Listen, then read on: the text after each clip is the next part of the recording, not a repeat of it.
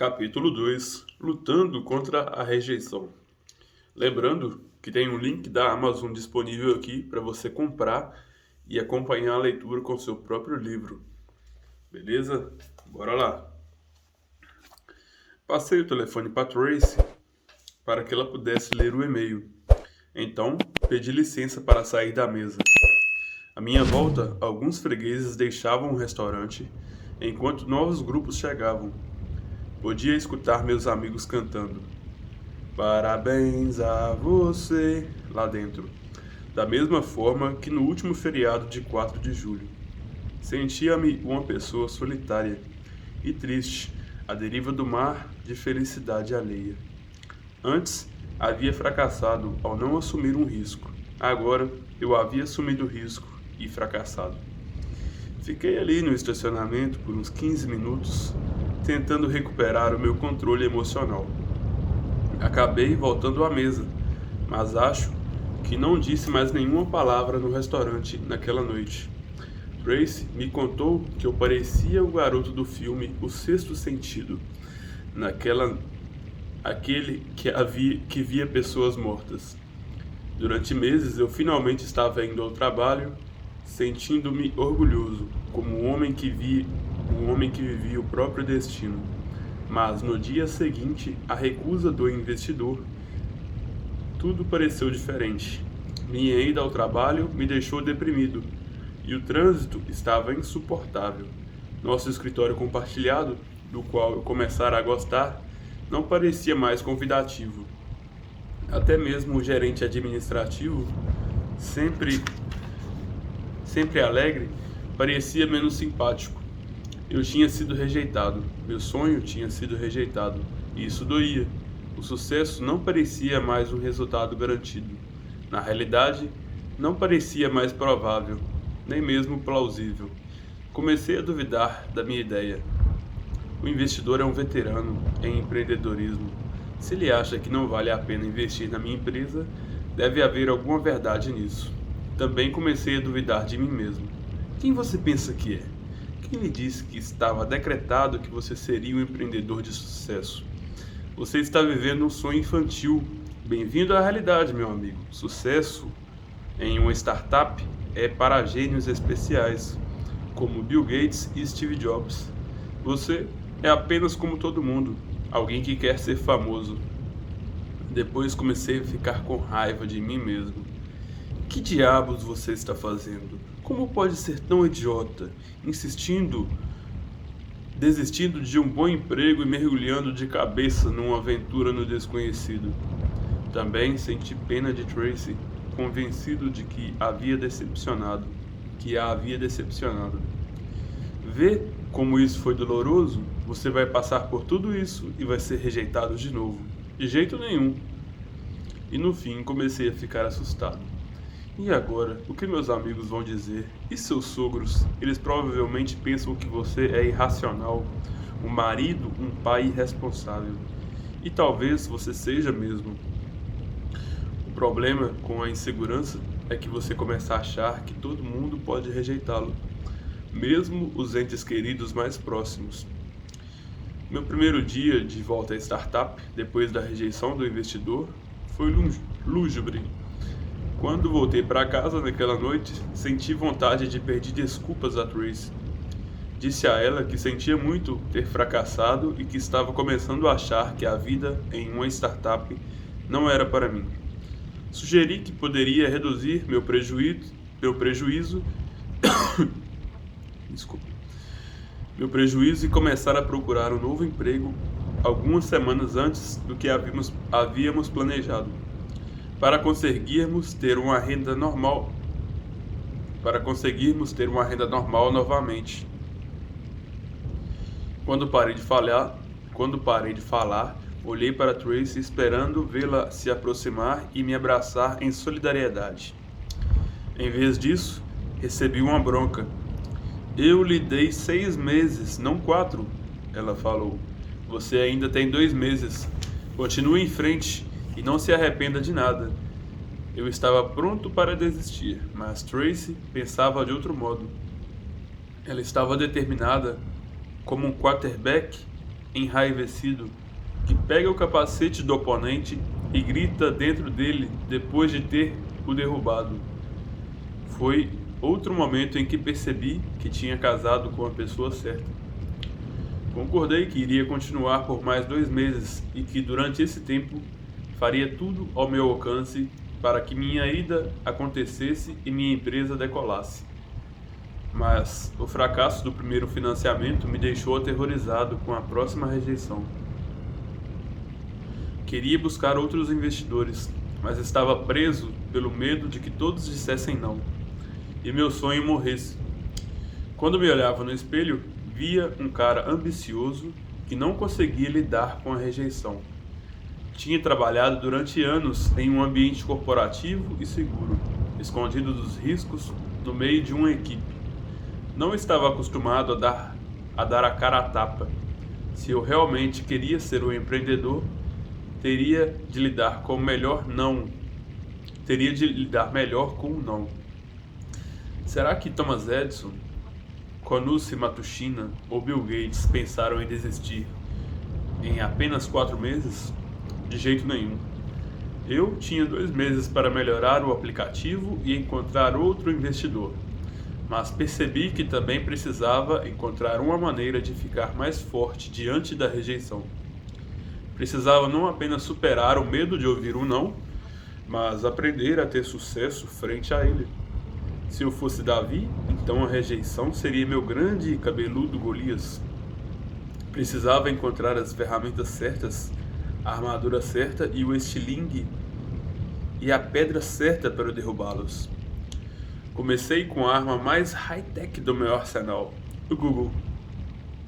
Digitei "superar a rejeição" na caixa de buscas e rapidamente examinei os resultados. Um artigo sobre como fazer isso, um monte de artigos de psicologia e um punhado de citações inspiradoras. Nada daquilo me pareceu uma solução para o meu problema. Não estava interessado em aconselhamento ou doses de inspiração, queria ação. Após navegar por uma série de links, tropecei em um site dedicado a algo chamado Terapia da Rejeição.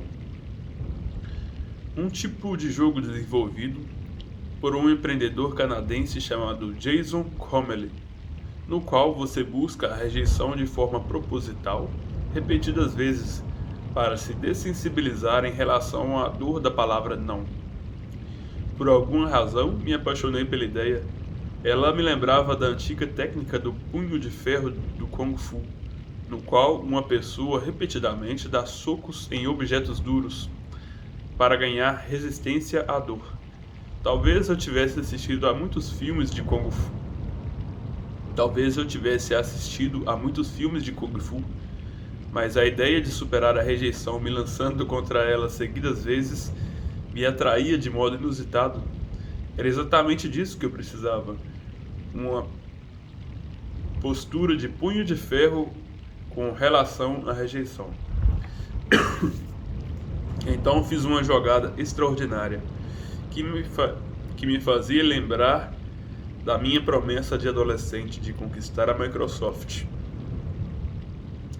Jurei não apenas tentar a terapia da rejeição, como repeti-la 100 vezes.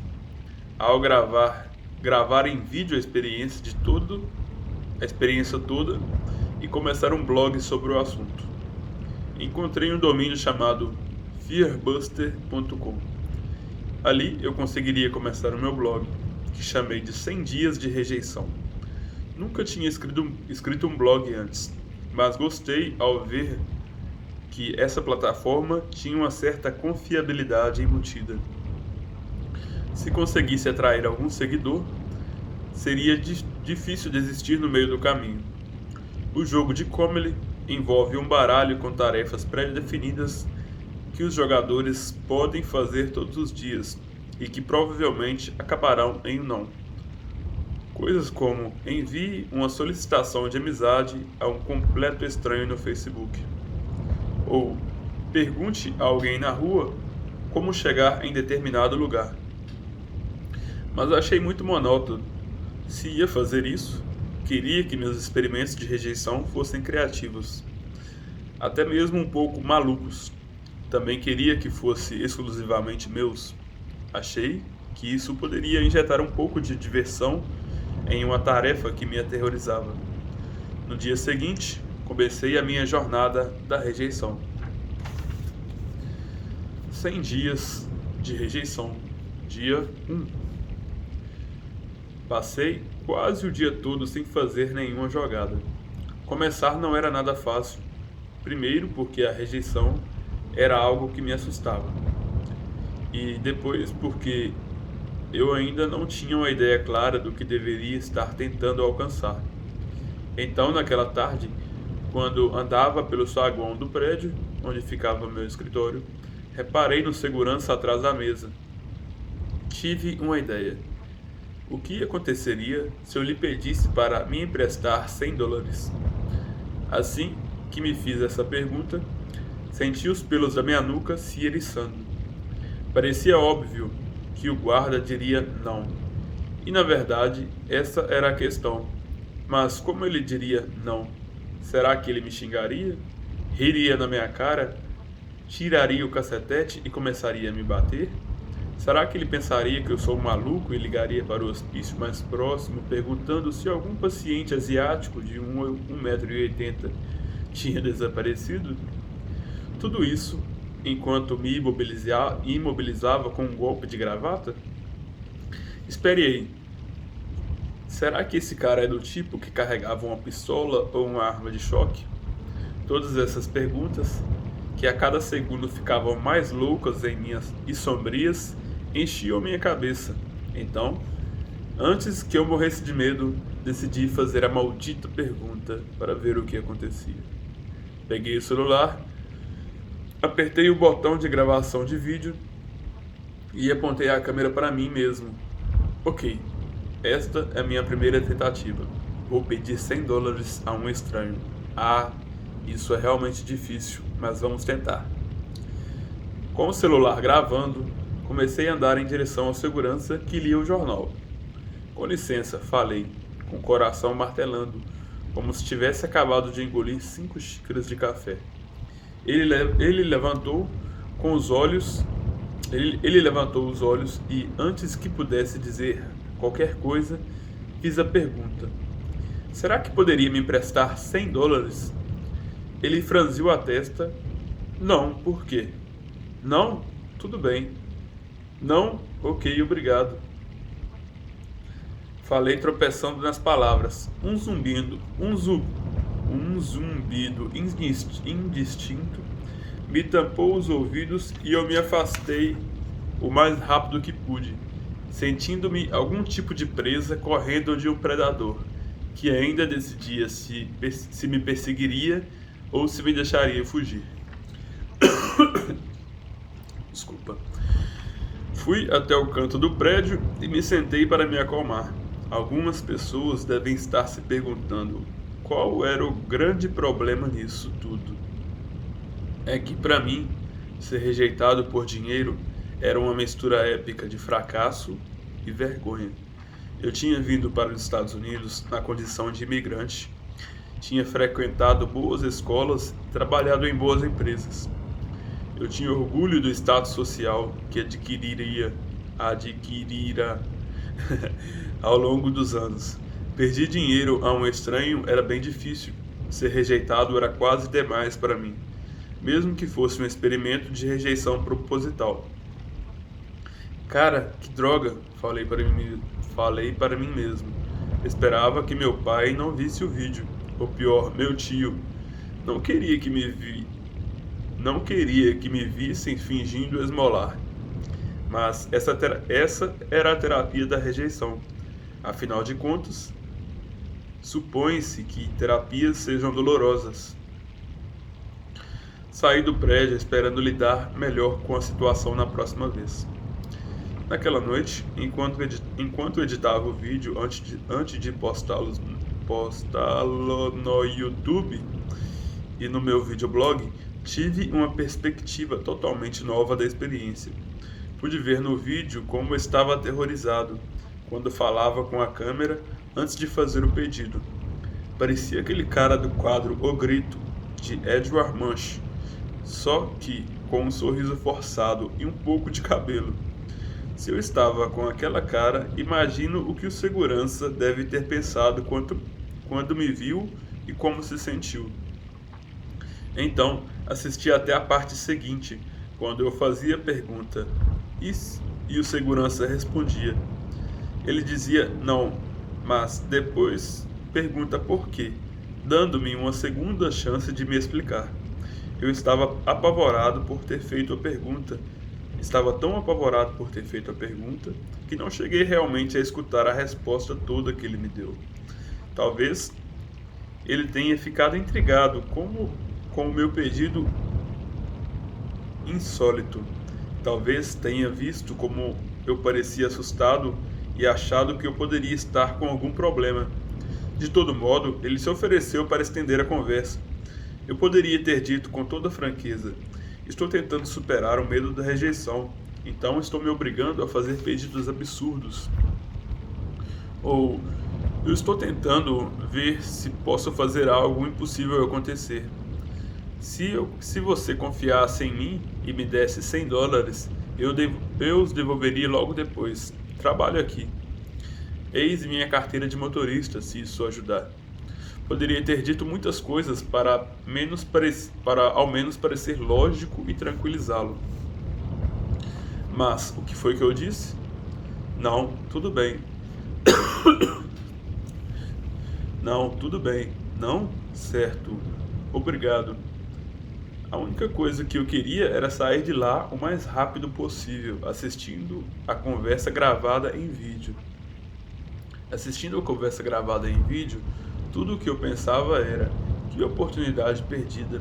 O medo me havia transformado em um idiota balbuciante.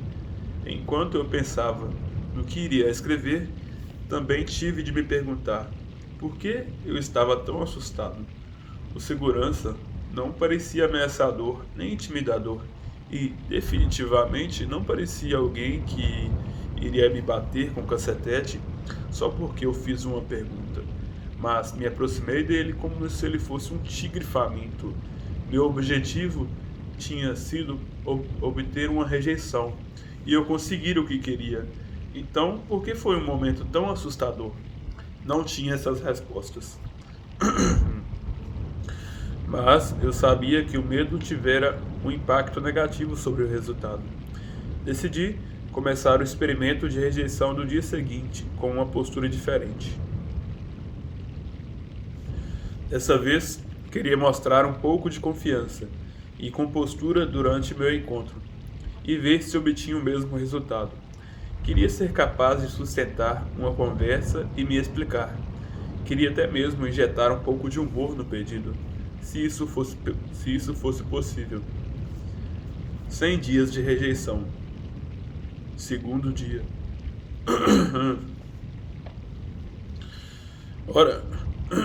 Hora do almoço. Hora do almoço no dia seguinte. Estava com bastante fome, então fui até o Five Guys Burgers and Fries e pedi um grande e saboroso cheeseburger de bacon. Depois de devorar o sanduíche em poucas mordidas, minhas papilas gustativas imploravam para que eu pedisse mais um. Tinha comprado um refrigerante com um hambúrguer e, quando estava enchendo meu copo, notei um cartaz na máquina de bebidas dizendo que o refil era gratuito. De repente, tive uma ideia para outro experimento de rejeição. Dessa vez, me dei a chance de pensar muito sobre o que eu iria pedir. Senão, ia pirar e perder a coragem. Saquei o meu iPhone, apertei a tecla de gravar e me aproximei do caixa. Pois não? Perguntou o rapaz. Endireitei a postura, abri um pouco o peito, fiz contato visual direto e... Seu hambúrguer é realmente muito bom. Pode me dar um refil? O atendente gaguejou um pouco, tentando confirmar o que achava ter escutado. Então repeti todo o pedido. Um refil de hambúrguer. Como assim? Perguntou, parecendo totalmente perplexo. Tipo, um refil de graça. Vocês não têm refil de hambúrgueres? Tentei parecer bem formal e calmo, como se estivesse fazendo uma pergunta lógica. O atendente disse: não, mas, em vez de sair andando, dessa vez fiz outra pergunta, enquanto tentava não rir do absurdo que estava perguntando. Como é que vocês têm um refil para bebidas e não têm um refil para hambúrgueres? É assim que funciona, cara, disse o atendente, dessa vez dando risada. Disse a ele que iria gostar mais do restaurante se oferecessem refis para hambúrguer. Então sorri e fui embora. Naquela noite, enquanto eu editava o vídeo, analisei a conversa. Vi como meu comportamento tinha mudado dessa vez. Ainda parecia um pouco nervoso, mas não tinha mais aquele pânico de vida ou morte. Aquele pânico de vida ou morte. Nem a onda de vergonha como no dia anterior, no saguão. O mais importante foi que, inclusive, cheguei a me divertir um pouco. E quando fui rejeitado, consegui manter a conversa sem sair correndo do local. Até fiz o atendente sorrir. Era o segundo dia da minha jornada de rejeição e já tinha aprendido minha primeira grande lição. O modo como você faz a pergunta e continua a conversa tem impacto no resultado obtido. Era o meu segundo dia na jornada de rejeição e eu já tinha aprendido minha primeira grande lição. O modo como você faz a pergunta e como continua a conversa tem impacto no resultado obtido. Pode não mudá-lo, mas alivia bastante a pressão de ouvir o não. Projetar a confiança e permanecer calmo em vez de se acovardar produziu uma experiência totalmente diferente. Se eu pudesse repetir esse tipo de confiança em minha vida profissional, a rejeição poderia não ter um impacto tão arrasador em minha trajetória. E também poderia não doer tanto. Tinham se passado apenas 2 dias e eu já estava me sentindo um pouco mais forte. E agora que meu pânico estava se acalmando, minha criatividade começava novamente a fluir. Sentia-me mais firme e um pouco menos medroso de ouvir a palavra não. 100 dias de rejeição. Terceiro dia. No dia seguinte, preso no trânsito, estava pensando em como poderia ser rejeitado, quando vi uma loja do Krispy Kreme à margem da pista. Era o ano de 2012, das Olimpíadas de Londres, e os jogos estavam na minha cabeça. Então tive uma ideia ridícula de rejeição, que poderia experimentar nessa loja de donuts. Ao voltar para casa naquela noite, eu pediria que me fizessem 5 donuts interligados no formato dos anéis olímpicos. Eles diriam não. Eu compraria uma caixa de donuts comum e iria para casa com uma rejeição e uns docinhos como resultados da minha valentia. Saí do trabalho um pouco mais cedo e dirigi até Krispy Kreme. Estava estranhamente ansioso para ser rejeitado dessa vez. Talvez porque houvesse a promessa de alguns donuts no final. Comecei a gravar o vídeo enquanto dirigia, preparando o episódio para o meu vídeo blog. E quando entrei na loja, a loja estava cheia de fregueses. Enquanto eu esperava na fila, ensaiei algumas piadas pré-planejadas na minha cabeça e me preparei para ficar calmo, confiante e respeitoso. No vídeo posso me ouvir sussurrando: vai ficar tudo bem. Tentei me visualizar como a versão chinesa de Bill Clinton, o cara mais carismático em que pude pensar, esperando que isso melhorasse a minha confiança. Finalmente, chegou minha vez. A atendente, que era a gerente do turno, parecia ter uns 40 anos. Seus cabelos loiros estavam presos em um rabo de cavalo debaixo de um boné de beisebol do uniforme da Krispy Kreme. Pois não? Perguntou. Abri para ela o que eu esperava ser um sorriso presidencial, ao estilo Clinton, e fiz a pergunta: Vocês fazem donuts especiais? Que tipo de donuts especiais? Ah, gostaria de uma porção de. E parei um instante olhando para baixo. Então, levantei os olhos até o cardápio na parede como se houvesse um item chamado Donuts Olímpicos. Respirei fundo e me obriguei a reestabelecer o contato visual e mergulhei de cabeça. Vocês podem ligar 5 donuts e fazer parecê-lo um símbolo olímpico? Ela inclinou a cabeça de lado e colocou a mão no queixo, deixando escapar um "ah", surpreso. Foi então que as coisas ficaram interessantes. E para ver, é para quando que você quer? Ela perguntou depois de alguns segundos. Hã? Murmurei, como se não tivesse entendido a pergunta. Ela me pegou de surpresa. Quando? Ela repetiu. Parei um segundo, esperasse que ela fosse dizer não. Então eu iria explicar o motivo que estava pedindo isso. Fazer alguma piada e ir para casa. Mas ela estava me perguntando quando, como se me levasse a sério. Nos próximos 15 minutos? Falei, esperando que o prazo a fizesse dizer um rápido não. Ela desviou o olhar, ainda com a mão no queixo, e começou a pensar. Então pegou um pedaço de papel e uma caneta nos 5 minutos seguintes. Conversamos sobre como seriam os donuts. Ela começou a fazer anotações e a desenhar os anéis no papel. Pensou em voz alta como faria esses donuts com forno e fritadeira da Krispy Kreme. Então, com o olhar de uma atleta olímpica determinada a ganhar a medalha de ouro, olhou para mim e disse: Vou ver o que posso fazer. E desapareceu cozinha adentro. Encontrei uma cadeira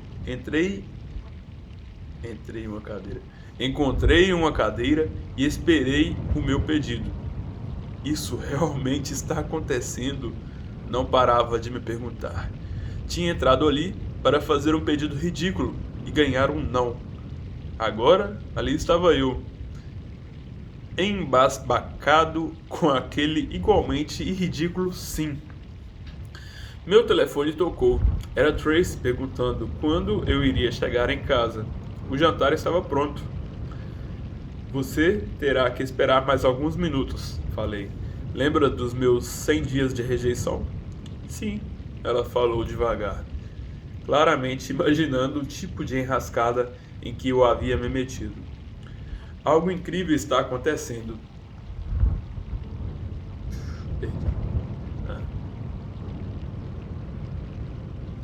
Caralho, perdi aqui agora mesmo. Calma, que a gente já volta. Tá. Algo incrível está acontecendo, falei. Explico tudo quando chegar. Acredite, vai valer a pena esperar. Alguns minutos depois, a mulher saiu da cozinha com uma caixa de donuts na mão. Dentro havia 5 donuts interligados, cada um com uma cobertura da cor apropriada. Eles, sem dúvidas, pareciam com os anéis olímpicos. Uau, ficou muito bom, falei. Foi só então que notei o nome em seu crachá, Jack. Mais tarde fiquei sabendo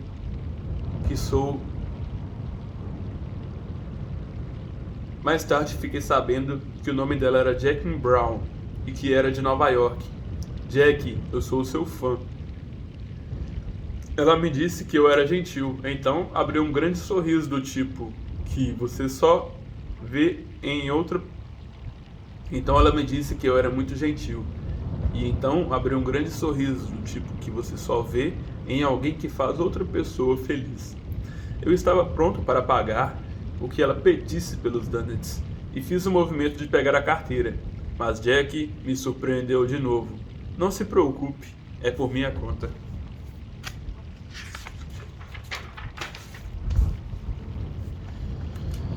Eu não conseguia acreditar. Perguntei 2 vezes se ela estava falando sério. Sim, falava. Não havia como agradecer. Fui apertar a mão dela, mas de alguma maneira esse gesto acabou virando um abraço. Na volta para casa, fiquei olhando para a caixa de donuts no banco do passageiro. Não era todo dia que via aquele tipo de atendimento incrível. E a bondade que Jack havia demonstrado, eu já tinha ouvido muitas histórias. Calma, vai dar certo. Vamos voltar um pouquinho aqui. Não era todo dia que via aquele tipo de atendimento incrível. E a bondade que Jack havia demonstrado, eu já tinha ouvido muitas.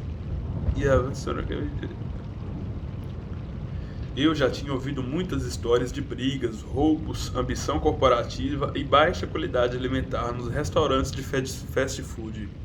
Mas gerentes de fast food dispostos a preparar um pedido absurdo em 15 minutos, isso era notável. Mais notável ainda foi meu experimento de rejeição ter sido rejeitado. Não ter sido rejeitado. Meu experimento de rejeição ter sido rejeitado.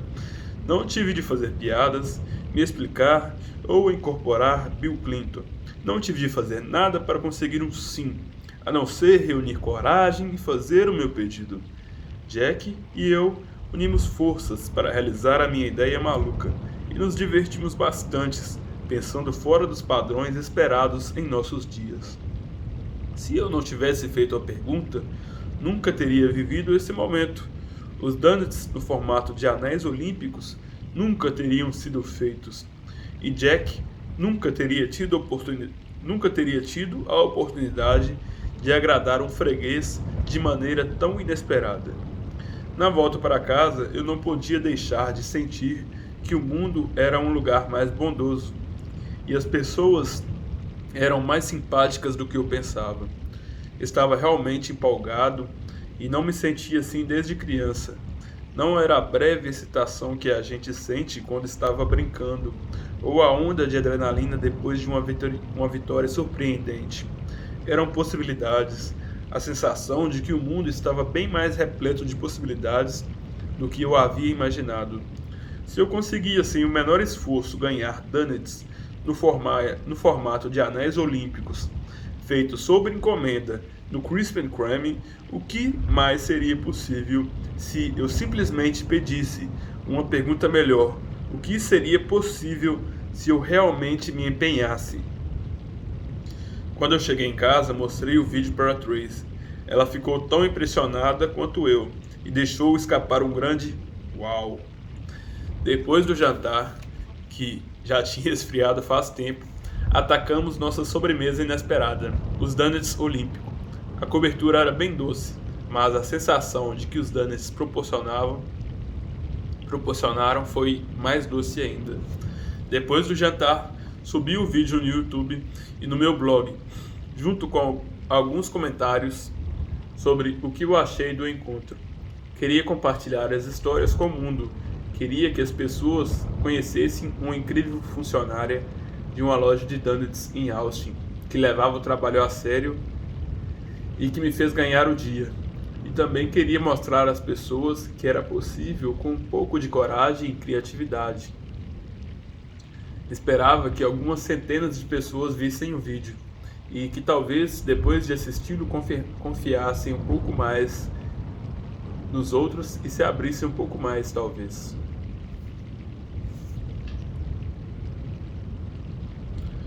Diz a Bíblia que o apóstolo Paulo era um algoz de cristãos, tendo perseguido e matado muitos dos primeiros seguidores de Jesus. Na estrada para Damasco, ele teve um encontro pessoal com Jesus e experimentou uma das conversões mais dramáticas e radicais da história da religião. Paulo acabaria se tornando um influente missionário cristão.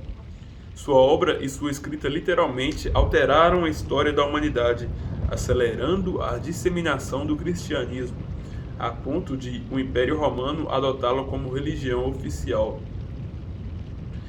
Não só o apóstolo Paulo e Jack não é Jesus, Mas aquela ida à Krispy Kreme foi minha própria versão da entrada para Damasco. Meu mundo foi alterado e me sentira quase como se fosse uma nova pessoa.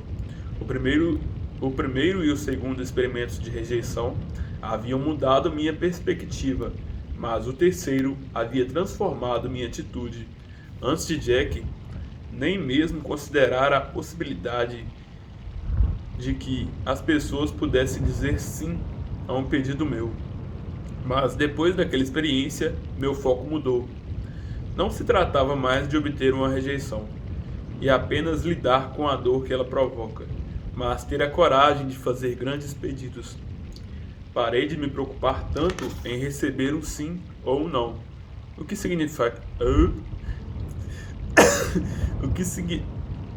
significava, eu supunha, que estava começando a me preocupar menos com o que as outras pessoas pensavam de mim. E isso era libertador. 100 dias de rejeição, do quarto ao sexto dia. No dia seguinte, fui a uma filial do Domino's e perguntei se poderia entregar uma pizza para eles como entregador voluntário. No outro dia, perguntei a um atendente de supermercado se ele poderia me guiar a uma visita pelo depósito. A resposta dos dois pedidos foi não. Mas não levei para o pessoal. Eu me sentia confiante e descontraído, e também estava me divertindo. Também senti que era hora de intensificar o desafio. Até então, tinha me aproximado das pessoas em seu local de trabalho. Elas basicamente tinham de falar comigo, porque lidar com fregueses fazia parte de um emprego. Um dia, voltando para casa, depois do trabalho, pensei: e se eu começasse a buscar a rejeição de gente que não tem nenhum motivo para falar comigo? Senti os pelos da nuca eriçarem de novo, mas queria me obrigar a ficar desconfortável. Foi então que criei o experimento de rejeição número 6. Bater na porta de um estranho e perguntar se poderia jogar beisebol ou poderia jogar bola em seu quintal. Quando eu morei em outras partes do país e testemunhava ou fazia algo que poderia ser considerado anormal ou perigoso, costumava ouvir a frase: no Texas, você levaria um bom tiro por causa disso. Bom, Austin era a capital do Texas. Você levaria um bom tiro por causa disso. E com o pedido número 6, eu estava querendo invadir o espaço pessoal de um texano qualquer. O que não parecia uma boa ideia, mesmo na melhor das situações. E foi por isso que, quando parei diante da porta do torcedor do Dallas Cowboys, suando em meu uniforme de futebol e esperando a resposta dele, não pude deixar de me perguntar: será que vou sair inteiro desse experimento de rejeição? Scott, o torcedor do Cowboys, levou alguns segundos para reagir ao meu bizarro pedido. Mas então abriu um sorriso leve e disse: acho que sim. Os 5 minutos seguintes são um grande borrão na minha mente. Só sei que andei pela casa desse desconhecido até o quintal, quiquei a bola com o pé no gramado e posei para uma foto. Não sabia ao certo qual de nós estava mais confuso com a situação, mas fiquei agradecido por Scott ter entrado na brincadeira. Quando eu estava indo embora, não pude deixar de lhe perguntar por que tinha dito sim. Scott esfregou o queixo. Bom, foi tão estranho. Como é que eu poderia dizer não? Como é que eu poderia dizer não?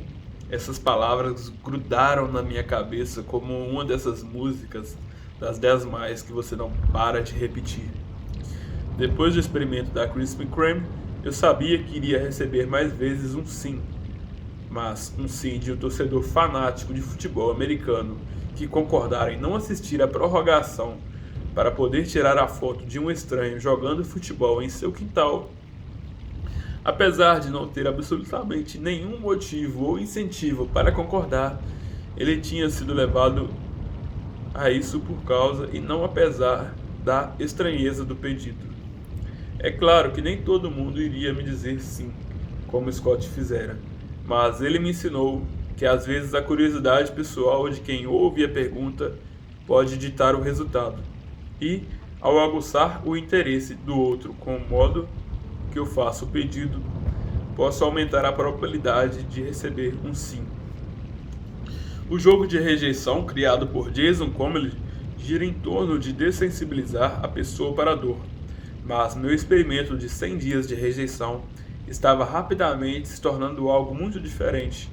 Um curso rápido sobre vida e os negócios. Estava começando a perceber a importância do meu estilo de comunicação para os resultados que vinha obtendo. Quando me mostrava confiante, simpático e aberto, as pessoas pareciam mais propensas a aceitar o meu pedido. Mesmo se diziam não, elas ao menos interagiam mais tempo comigo para fazer perguntas. Se eu conseguisse descobrir o modo certo de me comunicar em cada situação, poderia aumentar as chances de ser aceito e também diminuir o meu medo de uma possível rejeição. Talvez a rejeição fosse algo bem menos preto no branco do que parecia. Não se tratava apenas de estar no lugar certo e na hora certa para conseguir ou não o que queria.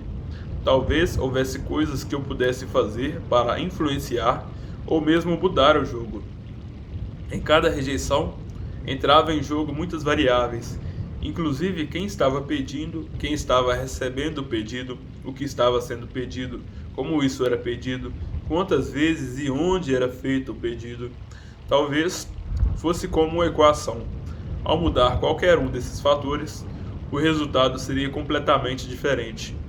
De noite ficava deitado na cama, pensando no passado, imaginando como seriam os meus resultados se eu tivesse compreendido antes um desses elementos. Quando tinha 25 anos, me candidatei e entrei na faculdade de administração dos meus sonhos, com o objetivo de aprender tudo que pudesse sobre negócios, para um dia me tornar um líder e um empreendedor. No fim do curso, devendo $80 mil de empréstimo acadêmico, já tinha uma enorme bagagem de teorias de negócios e me tornar um mestre em planilhas eletrônicas e apresentações do PowerPoint. Só que agora, em menos de uma semana na jornada de rejeição, achava que já tinha aprendido mais sobre negócios e psicologia humana do que em todos os anos que passara nas aulas de administração. E algo mais estava começando a mudar: minha confiança e minha atitude. Menos de uma semana depois de ter me aproximado do segurança pedindo $100, comecei a perceber mudanças no modo como me comportava e me movimentava pelo mundo. Ainda trabalhava com minha equipe na startup e ainda tentávamos fazer o nosso aplicativo decolar. Mas, em vez de exercer minha liderança na empresa, com uma vaga sensação de medo, sentia-me mais empenhado do que nunca. Sorria um pouco mais e realizava reuniões com segurança. Apresentava as minhas opiniões mais abertamente, sem ficar estudando o tempo todo o rosto das outras pessoas para ver se elas estavam gostando do que eu dizia. Pedia seus comentários sem buscar elogios, e passei a não levar tanto as críticas para o lado pessoal, sem a reação negativa que eu geralmente ligava para isso. Entendendo todo o comentário como uma crítica, o feedback se tornou mais útil. Percebia que estava me tornando um líder que perguntava, ouvia e inspirava, em vez de alguém que apenas dava instruções. Minha confiança aumentou, mas as mudanças não se limitavam à minha vida profissional. À medida que me tornava mais consciente de como o meu comportamento influía no meu mundo ao redor, falava com mais clareza e ponderação quando conversava com minha esposa e meus amigos. Nas primeiras semanas dos meus 100 dias, várias pessoas me disseram que eu parecia diferente de algum modo, mais seguro. Até mesmo meus sogros passaram a me olhar de uma nova maneira. Parecia que começavam a me respeitar. A sensação era de que estava acontecendo aquele tipo de transformação mágica de que as pessoas falam nos comerciais exibidos tarde da noite, anunciando produtos destinados ao autoaperfeiçoamento. Sempre achei que era preciso trabalhar duro para ir atrás dos meus sonhos e nunca tinha acreditado muito em histórias de transformação de vida. Mas agora, ao que parecia, eu estava realmente começando a viver isso. Estava descobrindo algo novo, excitante e útil, e mal podia esperar para ver o que aprenderia a seguir. Mas então aconteceu algo que interrompeu tudo o que estava fazendo e aprendendo: a fama. Experimentando a fama, capítulo 3. Continua no próximo vídeo.